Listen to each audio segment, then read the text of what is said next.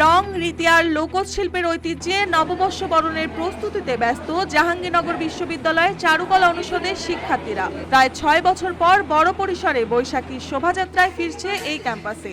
এবারের আয়োজন ভিন্ন চেতনার প্রতিপাদ্য। নববর্ষের ঐক্যতান, ফ্যাসিবাদের অবসান।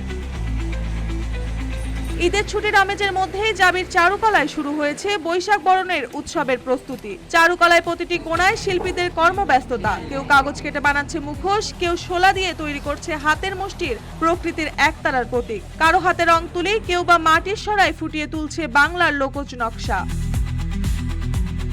চারুকলা শিক্ষার্থীদের হাতে তৈরি হচ্ছে মুখোশ, বাঘ, পাখি, ঘোড়া আর গাজীর পট, যা প্রতীকৃতি রূপে তুলে ধরেছে বাংলার ঐক্য ও অসাম্প্রদায়িক চেতনাকে। এবারে শোভাযাত্রায় থাকছে বিশেষ আকর্ষণ, ব্যাঙের বিয়ে। দীর্ঘ বিরতির পর এমন আয়োজনের পেছনে কাজ করছে শিল্পী, মনন ও রাজনৈতিক চেতনা সম্মিলিত।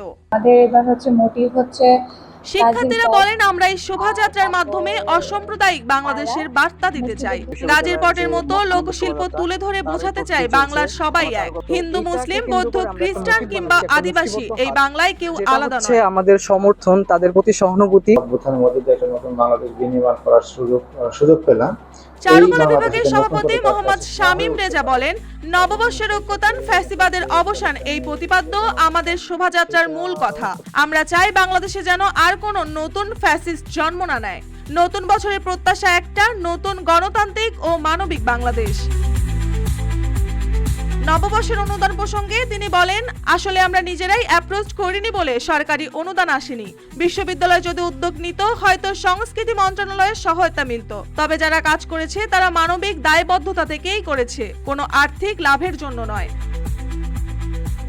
পহেলা বৈশাখ মানেই বাঙালি প্রাণীর উৎসব, আর এই উৎসবকে কেন্দ্র করে জাহাঙ্গীরনগরের চারুকলায় তৈরি হচ্ছে অনন্য এক শিল্পযাত্রা, যা শুধু নববর্ষকে নয়, ধারণ করছে সময়ের চেতনাকেও।